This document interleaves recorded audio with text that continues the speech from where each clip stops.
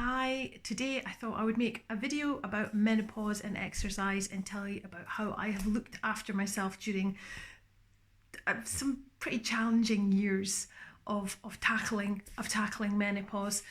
I'm just having flashbacks now to the ugly crying that I have done and I've been through, because at one point I thought the solution to tackling not feeling good about myself, either in my body, not feeling comfortable in my skin, what I thought was unexplained weight gain, and at one point I thought that starving myself and beating myself up at the gym was the answer. And then of course you realise that it's not doing you any good, and then you get upset and then you start binge eating, and you're just in this horrible hamster wheel of a downward spiral, basically, of just unhelpful thinking and not really acting in your own best interests, because there's nothing really out there telling you or advising you the best way on how to look after yourself.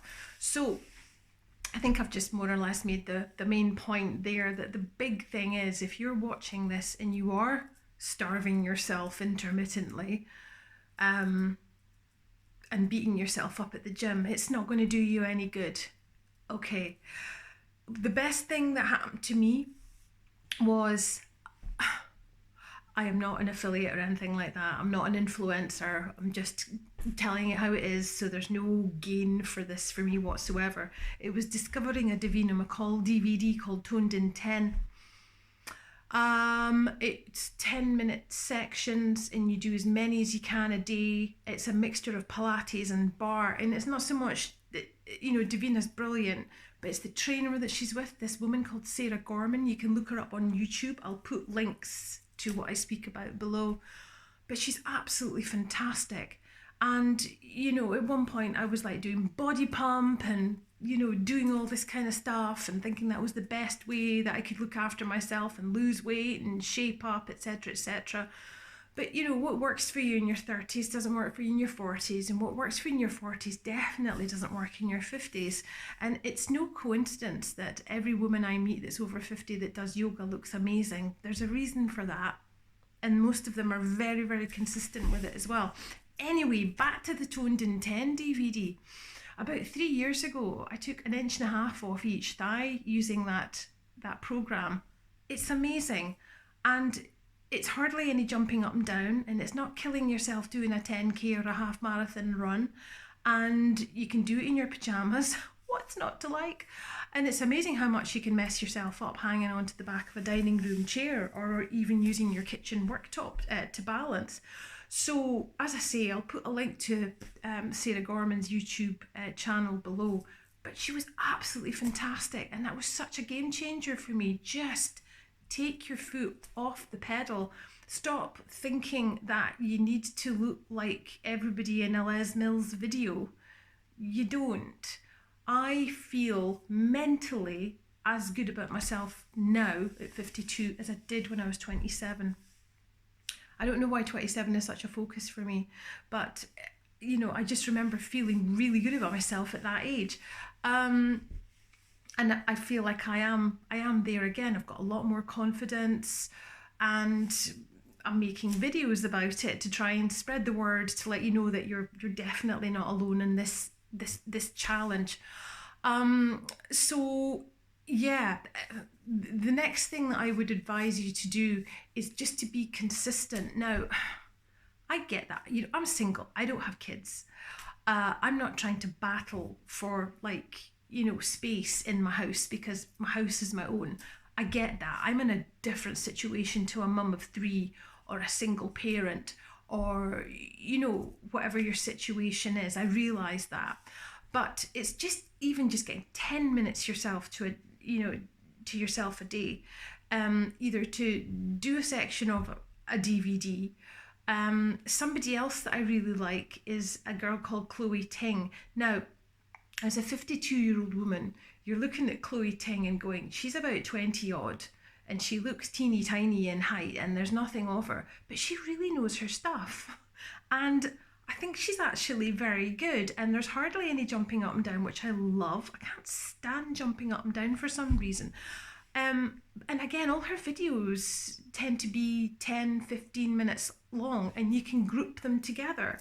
So if you've only got 10 minutes a day and you did 10 minutes every day or 4 or 5 days a week, that's so much better than just, beating yourself up for one class or two classes. If you just did 10 minutes every day in small chunks like that, you'd be amazed at how much better you feel about yourself, and you can go through your day and go, tick, done that. For me, just now, I'm recording this in September 2021. What is really, really helpful for me is I am actually doing a Chloe Ting program just now, and I've taken before and after pictures, and I'll do a video about that when I've completed her 2-week shred. But it's actually really good. Anyway, apart from that, what I also do to chip away at that thing that I spoke about every day of just being consistent is I'm cycling back and forth to work. Now, cycling's not for everyone, and I've got to be honest with you that I don't know why I wasn't doing it before. Granted, the money that I'm saving in railway passes, I'm now spending on waterproof gear because I live in Glasgow. But again, that's a huge thing for me. The other day, I went to visit a couple of friends, and I worked it out in my head that with the various road closures around the city, just because of roadworks and repairs getting done, it was actually going to be quicker for me to just use my bike and wheek through the park. I'm very, very lucky that where I live in Glasgow, we are just abundant with green spaces. So there's a park not far away from me called Pollock Park. And if I go through the back door of it, which isn't that far from my house, and come out the other end, that's me in an area called Shawlands, which is like ding dong, straight down the hill to my pal Julie's house. Amazing. But it was quicker cycling than taking the car. Anyway, I digress. So, do you understand what I mean though? It's just doing something consistently and doing it in small pockets every single day or as many times as you can a week, instead of going, I need to lose weight, I'm going to go out and run a half marathon, and then you come back and you've hurt your ankle because maybe you haven't warmed up or cooled down properly, and you're stressing yourself out, and the scales are horrible, aren't they? I can't remember the last time I weighed myself. I feel good though, and the trousers that I've got on today are a little bit looser, so it's like, it's things like that I go for. I just feel better when I get dressed. I've got this pair of jeans that I maybe tried them on a few months ago, and that was a bit, that's a bit snug, and now they're going on a lot better. So again, that's what I would call a win. It doesn't need to be all about the scales, although that does make you feel good, doesn't it? I know it's really difficult to get away from that, but I was having a conversation with a friend earlier, and I think I mentioned it in my last video, that once upon a time, if you just put on 2 pounds in your 20s or your 30s, you'd be like, I'm neither up nor down about that. But see, when you get to over 50 and you're menopausal, it's the end of the world. It's not fair, is it? Really, really mentally plays tricks on you. Anyway, I hope you've enjoyed this video. I'll put loads of content at the bottom and put links up as to what I do and all these people that I'm speaking about, like Sarah Gorman and Chloe Ting, and other things that you may enjoy. But the big thing is you need to step away from the ugly crying. You need to reduce your stress levels when it comes to exercising. Exercising and diverse movement should feel like an option and not an obligation. But what I would say is, if you are working from home just now and you're sitting a lot more than usual, then getting 10 or 15 minutes of diverse movement into your day is going to be good for you. So I hope this video makes sense. It's not a jam-packed video full of content, but I hope you understand the point that I'm trying to make, that when you're menopausal, the answer is not beating yourself up. Well, it certainly wasn't for me. And again, this is just because of comments that I read on Facebook with, exercise groups that I'm members of.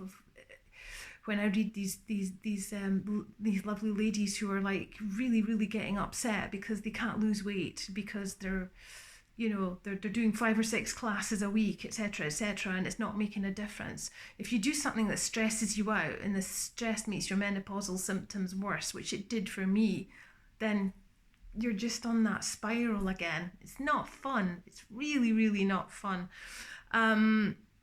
Please leave a comment below if you've watched this video and enjoyed it, and if you would like me to cover any other topics about menopause, I will gladly help out in any way that I can. And thanks for watching.